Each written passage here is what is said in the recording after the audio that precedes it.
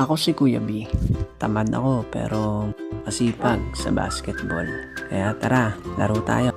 Ngayon nga ay wala na namang pasok sa trabaho dahil holiday, pero maaga pa rin akong gumising dahil ngayon nga ay itutuloy ko na ang matagal ko nang binabalak na mag plyometrics training upang sa ganon ay tumaas naman ang talon natin at baka sakaling matupad na ang pangarap na makapag-dunk sa ring.